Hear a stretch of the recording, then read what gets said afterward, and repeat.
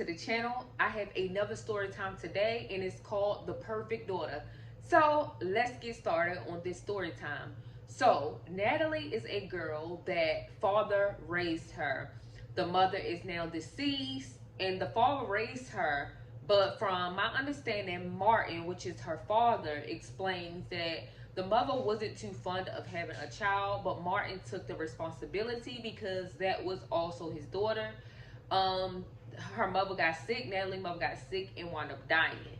So Martin took control and everything. Like, he cooked breakfast, he took her to school, like he was the whole nine, all 100% daddy, her superhero. So Natalie is in high school, and Natalie is basically running for like treasurer or something for high school. And like the father is there, projects, everything. He's like giving her pointers, helping her with her homework. He is the ultimate dad. So Natalie has a friend named Tessa, and basically Tessa is her best friend. And Natalie is going to high school, and like some high school girls, they like when they start getting older, they want to do new things, and they just want to experience, new things, especially in high school, and they seeing all the other children do it. Well, Natalie, start talking to this boy named Sam, and Sam is on the hockey team, and he's really big in school. He's a popular boy, and his parents have money. So Sam invite her to a hockey game. They wind up going to a hockey game because, again, Sam done broke up with one of the popular girls at school.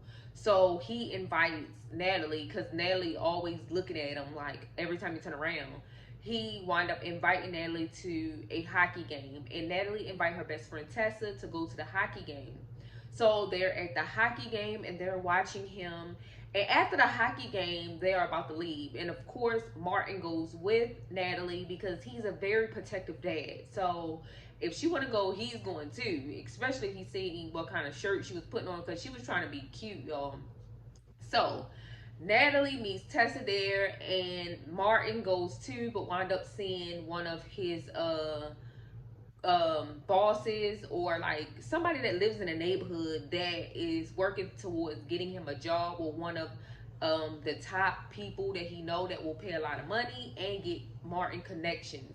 Martin and his brother do construction, so they build things and stuff like that. So a word of mouth will help him financially, especially taking care of Natalie. Well, after the hockey game, they leave out. Sam sees Martin and Natalie standing with his parents, and they all talking. Sam finds opportunity to ask Martin, is it okay if Natalie comes over? And the parents seem to don't mind, and they're like, oh, he's gonna have other company over, it's fine with us if it's okay with you. Martin hesitates because he's protective, but he wound up letting Natalie go. Natalie goes to this party, and hours later, Natalie, no Natalie, where's Natalie? So Martin get his car and start driving towards the people's house that he know that Natalie's at, Sam's house. And wind up seeing Natalie like not all there, slurring with her words, stumbling, to the point where eventually Natalie passes out, and Martin panics. He don't know what's going on, but he rushed her to the hospital, and he's like, help somebody, help, get it in the hospital and whatever. And come to find out, she had alcohol poisoning, too much alcohol.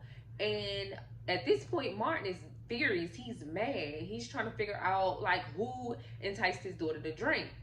Well, Sam, on the other hand, is at home. His party wound up getting crashed because, again, Martin took Natalie to the hospital. So now the police like, what's going on? So basically, they go to the house, crash the party, and the next day, after Natalie wakes up with a headache and everything, the doctors go and tell Martin, which he's waiting, go and tells Martin that his daughter had blood, down below, and they did a rape kit, and now the investigators coming. And Martin like, whoa, are you saying my daughter was raped? And they like, well, we don't know yet until she, can respond and stuff. So we're not gonna take this out of proportion. So Martin like, wait a minute, because baby, my daughter's a virgin. Like, what's going on? Like, there's no way blood is in her stool unless she was raped. Like, she would never consent to this. So Natalie wakes up and Martin goes into the room, and the doctor and Martin is talking to Natalie and trying to get her take on it without necessarily saying, like, have you been raped or anything. And then finally, like, Martin asks Natalie, was you forced to do anything? Are you okay? Natalie don't want to talk about it. She's like, leave me alone. I'm ready to go home. I'm ready to get some rest. They go home. Natalie prepares to get ready for school. Natalie winds up going to school, y'all, and the whole school know that she got drunk, and the whole school know that she got the whole party like shut down. Like, basically everybody laughing at her, picking at it, and some people are mad. So she started acting like hostile and aggressive and upset. She didn't want to talk to her friend Tessa. She didn't want to talk to Sam. Like, she was not talking to anybody because, again, she was embarrassed. So she wound up, days going by, still in this same mood. Tesla dad goes up to the school, and Natalie dads go up to the school. Natalie dad goes up to the school and see Tessa, which is Natalie's best friend, and he start questioning Tessa. But again, Tessa was not at that party, so she really can't tell you anything. And Natalie has been avoiding her.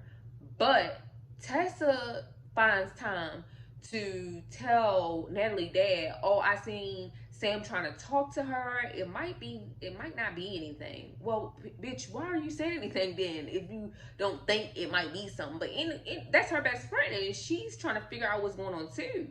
So after that, next thing you know, like, bam, Sam trying to talk to her. That's what she's telling Martin. Sam's trying to talk to her, and he grabs her arm. It might not be anything, and off bat, Martin, like, oh no, he's trying to shut my daughter up, like something's wrong. Oh, I'm not having this, no.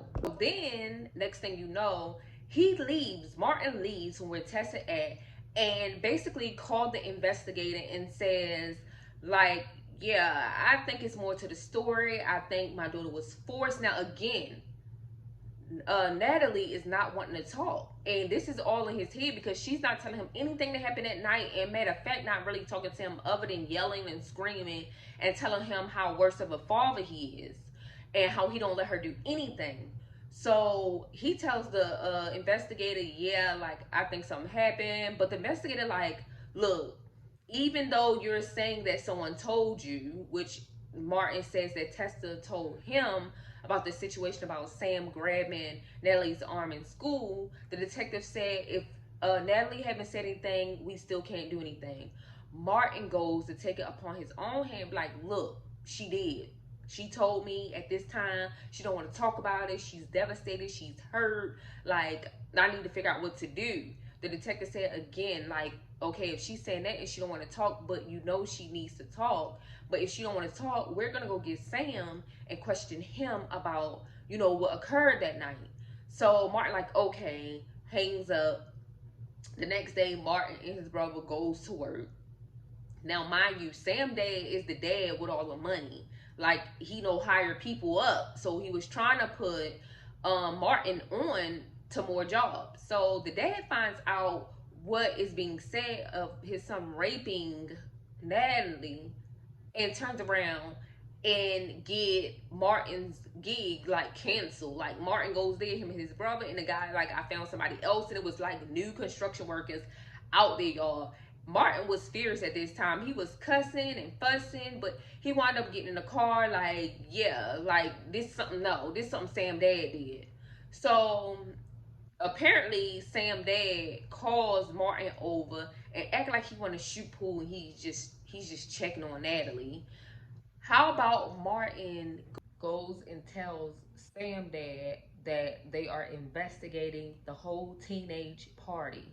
So now everything is under investigation. Sam dad knows, but Martin knows that Sam dad has to already know because, of course, they called Sam down to the police station to question about the whole event. Now, mind you, Natalie has still not spoken to anybody. So finally, Natalie goes to school, and she's walking through the hall, and she talks to Tessa, which is her best friend, and Tessa finally talked her into like speaking with Sam. So Natalie went and spoke with Sam and told him every bit of what she said. But of course, Sam still thinks that she told her dad something totally different because, of course, he's been questioned. So Sam reminds Natalie that basically I have a scholarship. I'm not as smart like you is. Like you're going to go to college due to your education, and he just reminded her that the only way for him to get in college is the scholarship. So now Natalie goes and Natalie speak with her dad, which is Martin. So Natalie speaks to Martin, and they just going back and forth about the whole situation because again Natalie did not know that her dad told the detectives a whole nother story until she got to school and people start talking about it. So of course Natalie was embarrassed, and she was like so embarrassed that her dad went down there and said all of this stuff. It made matters even worse. So basically, she explained to her dad, like, this was nothing that I didn't want to do. Like, I said it was okay, like the drinking, all of that. I chose to do it. Nobody forced me to do it. So now Martin looks shocked because it's not like her. And of course, by her getting older and becoming a teenager, like she's wanting to do what the other teenagers are doing. So of course, in his mind, to him, Natalie is still his little girl, but at the same time, Natalie is amongst peers and seeing that they are able to do more stuff than her. So that's what made her want to go to the gathering in the first place. But far as her drinking and stuff, like she just happened to do it because other people were doing it. And so she started bringing up like if her mother was there, and of course Martin tried to tell her a good story about her mother so she won't hate her mother or dislike her mother. So she tries to tell her, he tries to tell her good stories about the mother, but he knows that she just up and left out of the blue one day before she got sick. So he tried to avoid that part of Natalie's mother. But of course, out of anger, Natalie brings up her mother to her father, and he's devastated. He's hurt. At this moment in time, he's thinking he haven't been doing all that he can as a father, which is totally not true, especially if you watch the whole video. So now Natalie is in this corner where everybody's still looking at her because they really think that she went down to the police station and said that all of this stuff occurred, which it was totally not true. It was her dad. So now, one day, as you know, she was already angry with her dad and stuff. One day, she just felt so weird, like weird, and she really had nobody to talk to because again, she wasn't talking to Tessa, Sam, like she wasn't talking to nobody. She just shut down to the point where she was upset and depressed. So now she's just feeling alone after her and her dad got into it, and she confessed that she, the one who, like did all of this stuff without nobody forcing her. And next thing you know, she calls Tessa and tell her like I'm scared. I want to be by myself. I need someone to talk to. And as the best friend Tessa is, Tessa comes over to Natalie's house with a pregnancy test, y'all. So I guess she just felt like she was sick and stuff and wound up taking a pregnancy test. Well, she took the pregnancy test and it was positive. And Tessa talked her into going to talk to Sam to tell Sam, just to get it all off her chest because she don't even know whether Sam really likes her or not. So basically, Natalie finally gets up the courage to talk to Sam. Her and Sam talk about the issues or whatever, but she's still not telling Sam that she's pregnant. She basically goes to school. Um, they like in some type of meeting, her and Sam together in this big group meeting, and she just walks up to him, give him a kiss for everybody to see, basically so everybody can stop the rumors and stop picking and just, you know, just a whole nother subject. Like she just wanted everybody to leave that night that all of that happened alone. So now, after that, Tessa and Natalie are back friends, and Martin just don't know what to do. So Martin reaches out to Sam's mother, which would be somebody that he used to know and stuff in high school. So he reached out to her just to talk about life and, like figure out whether he's parenting Natalie wrong, because of course he's a male and he don't know about all the teenage stages, and he just needed a friend, like a woman's like advice. So basically he's going over everything that actually happened and how he feel like he failed Natalie and everything.